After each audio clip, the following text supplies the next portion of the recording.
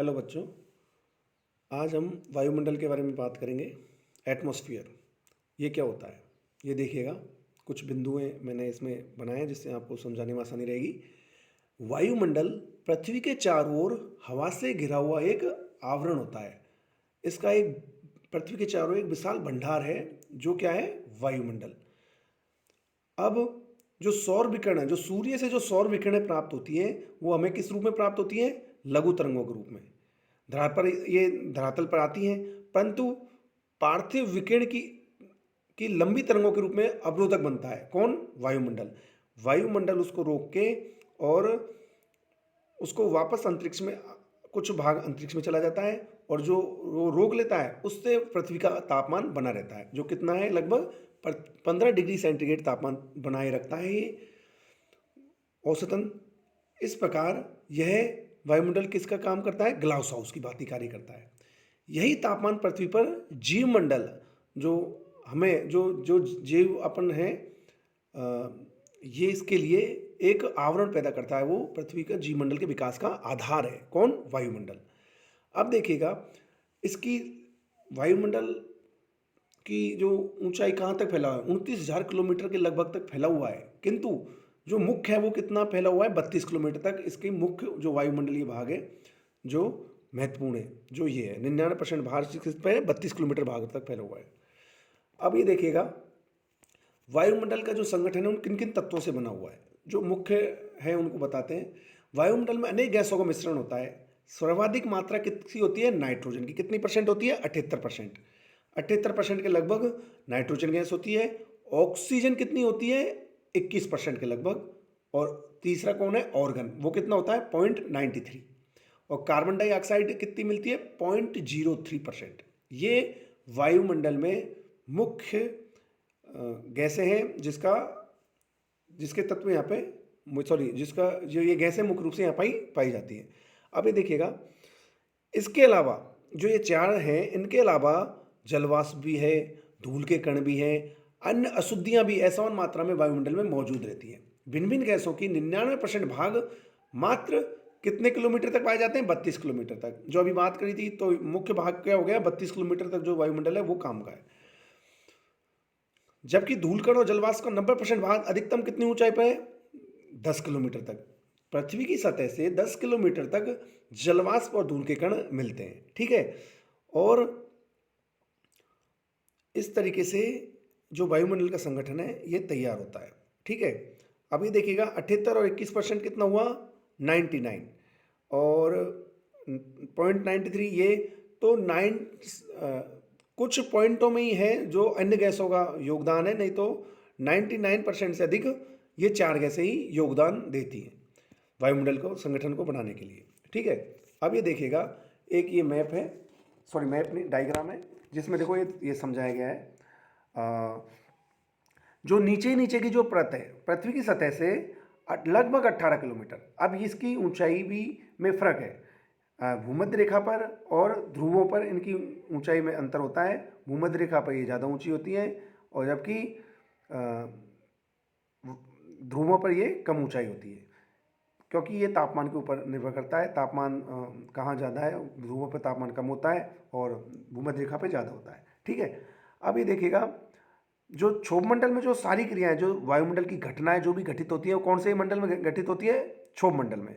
और सबसे ज़्यादा घनत्व भी इसी का पाया जाता है। ठीक है। ग्रीन हाउस का प्रभाव भी इसी वायुमंडल में, इसी मंडल में देखा जाता है। संवहन की क्रियाएं, जो बरसात होती है, सारी क्रियाएं जो वायुमंडलीय मौसमी जो जलवायु घटनाएं जो कहाँ होती हैं? क्षोभमंडल में। ठीक है। इसके बाद में जो नेक्स्ट मंडल आता है वो आता है समताप मंडल। अब समताप मंडल की जो ऊंचाई हो गई वो कितनी हो गई? 18 या 20 किलोमीटर से 50 किलोमीटर, 80 किलोमीटर तक, सॉरी 50 किलोमीटर तक ये क्या फैला हुआ है? समताप मंडल। इस समताप मंडल में समताप यानी कि तापमान में कोई खास ज़्यादा न के बराबर अंतर होता है, तापमान समान होता है, और मौसमी घटनाएं यहाँ बिल्कुल नहीं होती हैं।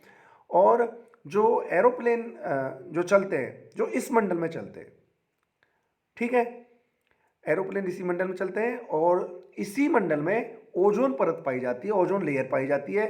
जो कि सूर्य से आने वाली पराबैंगनी किरणों को अपनी पृथ्वी पर आने से रोकती है।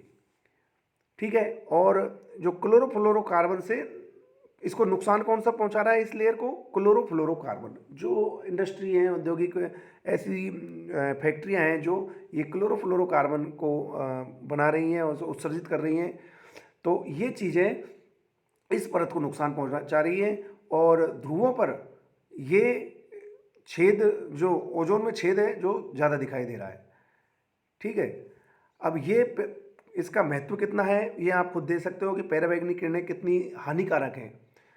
अगर ये लेयर नहीं हो तो पृथ्वी पे जीवन संभव नहीं है। एक तरीके से ये हो गया काफ़ी मुसीबत भरा, काफ़ी ऐसा कि आप इस घर से बाहर निकलना दुर्भर हो जाए। काफ़ी तरह के स्किन से संबंधित रोग, ऐसी चीज़ें हो जाती हैं। तो इस लेयर को होना बहुत ज़रूरी है। और इसको नुकसान पहुंचाने वाली कौन सी गैस है? CFC, chlorofluorocarbon. अब ये देखिएगा, इसके बाद में समताप मंडल के बाद में आता है मध्यमंडल। अब मध्यमंडल में अभी जो मैं समझा रहा हूँ उसको एक बार वापस आगे देखेंगे तो मैं इस चित्र के द्वारा आपको समझाना चाह रहा हूँ कि मध्यमंडल की गहराई, ऊंचाई कितनी हो गई? 50 से 80 किलोमीटर। और उसके बाद में आता है आयन मंडल, जिसमें रेडियो तरंगें परावर्तित होती है और इसकी ऊंचाई है 80 से 640 किलोमीटर। ये होता है आयन मंडल। और जो लास्ट होता है वो बहिर्मंडल होता है, जो ऊपर का, जो इससे ऊपर का है, जो 640 किलोमीटर से ऊपर का है। ठीक है, वो होता है बहिर्मंडल। ये हो गए परतें हो गई पृथ्वी की, सॉरी वायुमंडल की परतें हो गई। अब आप ये देखिएगा, नेक्स्ट देखिएगा, पहला है वापस को, इससे अब पॉइंट वाइज जो है वो चीज़ें, कोई ऐसी चीज़ छूटनी हो उसके बारे में अपन वापस चर्चा करते हैं। ये देखिएगा, इनकी ऊंचाई दे रखी है 0 से 8 से 18 किलोमीटर तक, यानी कि ध्रुवों पर ये 8 और भूमध्य रेखा पर 18 किलोमीटर तक इनकी ऊंचाई है। तो ये 8 से 18 किलोमीटर तक पृथ्वी की सतह से ये मंडल, क्षोभमंडल पाया जाता है। अब ये देखिएगा, यह मंडल जैव मंडलीय पारिस्थितिकी तंत्र के लिए सर्वाधिक महत्वपूर्ण है। इस पर अपन चर्चा कर चुके हैं कि ये जो भी घटनाएं घटित होती है जैव मंडल, जो इसी मंडल में होती हैं। मौसम संबंधी सारी घटनाएं इसी में होती हैं, क्षोभमंडल में।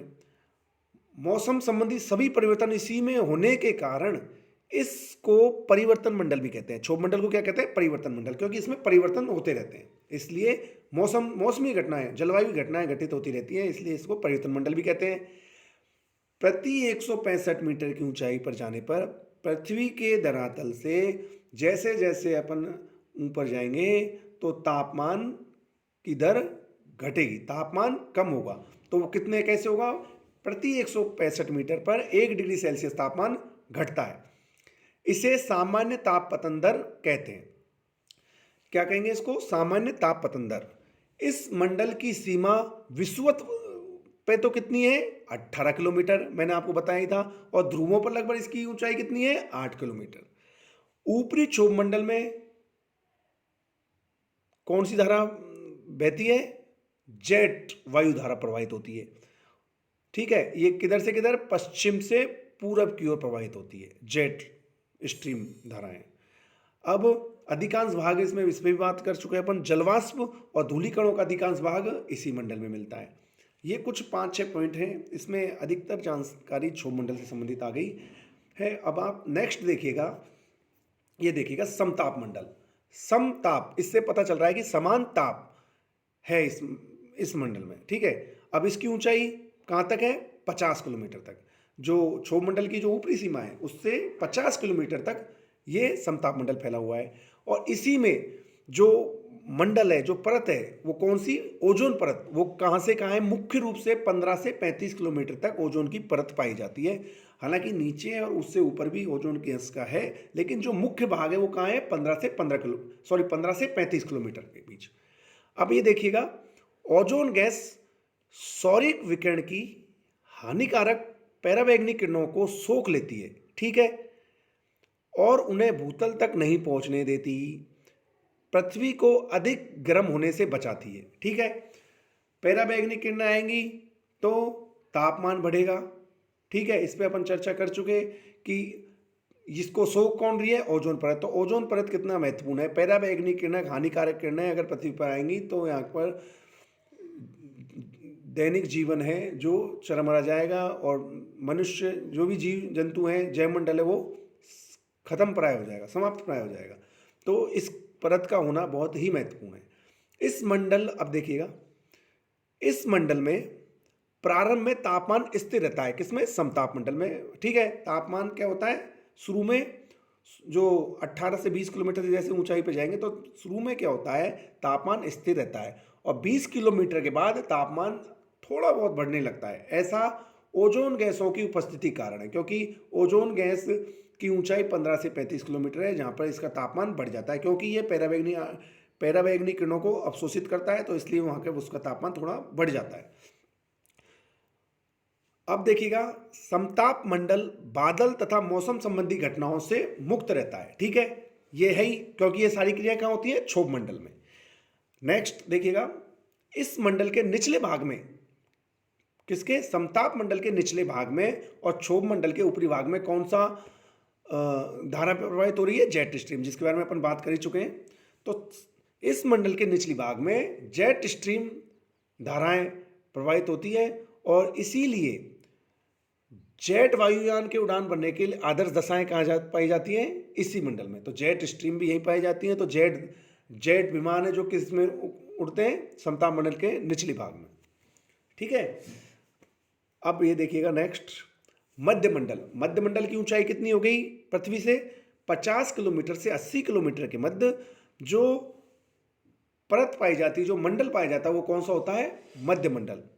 ठीक है, इस मंडल में तापमान ऊंचाई के साथ घटता जाता है। अब देखिएगा, तापमान घटेगा वापस।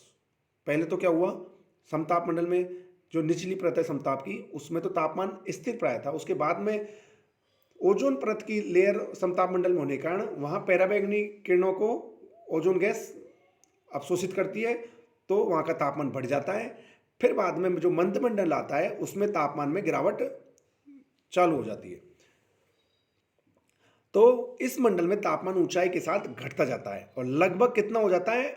माइनस में, कितना? 100 डिग्री माइनस सेंटीग्रेड तक पहुंच जाता है, जो कि वायुमंडल का न्यूनतम तापमान है। इसकी ऊपरी सीमा से के बाद पुनः ताप क्या हो जाता है? वृद्धि होने लगती है। ठीक है, फिर वापस ताप में वृद्धि होने लग जाती है। अब ये देखिएगा, आयन मंडल की ऊंचाई देखिएगा 80 से 640 किलोमीटर इसकी ऊंचाई है इस मंडल की। और इसमें तापमान क्या होता है? देखिए पॉइंट में देखिए, तापमान तेजी से बढ़ रहा है। ठीक है, इसमें क्या होता है? विद्युत आवेशित कणों की अधिकता होती है, जिन्हें आयन कहते हैं, इसलिए इसका नाम क्या रखा है? आयन मंडल। इन्हीं की अधिकता के कारण इस मंडल का नाम आयन मंडल रखा है। ये कण क्या करते हैं? रेडियो तरंगों को भूपृष्ठ पर परावर्तित करते हैं और बेतार संचार को संभव बनाते हैं। जो अपने संचार प्रणाली है वो किससे बनी है? इस आयन मंडल की वजह से बनी है। वहाँ पर इसे ये वापस परावर्तित होकर आते हैं और जो अपनी जो सारी व्यवस्था इसी वजह से बनी हुई है, संचार की, कम्युनिकेशन। अब ये देखिएगा, 5th पॉइंट, बाह्यमंडल। ये कितना है? 640 किलोमीटर से ऊपर, पृथ्वी की सतह से 640 किलोमीटर से ऊपर जो मंडल पाया जाता है वो क्या होता है? बाह्यमंडल। इसे देखिए, वायुमंडल का सीमांत क्षेत्र कहते हैं इसको, बाह्यमंडल को। इस मंडल की वायु अत्यंत क्या होती है? विरल होती है। यह गैसों का घनत्व क्या होता है? बहुत कम पाया जाता है। विरल का मतलब हल्की होती है। यहाँ अधिक जो तत्व पाए जाते हैं उनमें गैसें पाई जाती हैं, जो कौन सी हैं गैसें? हाइड्रोजन और हीलियम, जो क्या है? हल्की गैसें, ये यहाँ पर प्रधानता से पाई जाती है। ये अपना वायुमंडल का एक पॉइंट है, जो चैप्टर है वो पूरा हो गया। अब इससे संबंधित जो भी आपकी समस्याएं, आप संपर्क कर सकते हैं। मोबाइल नंबर है आपसे पास। धन्यवाद।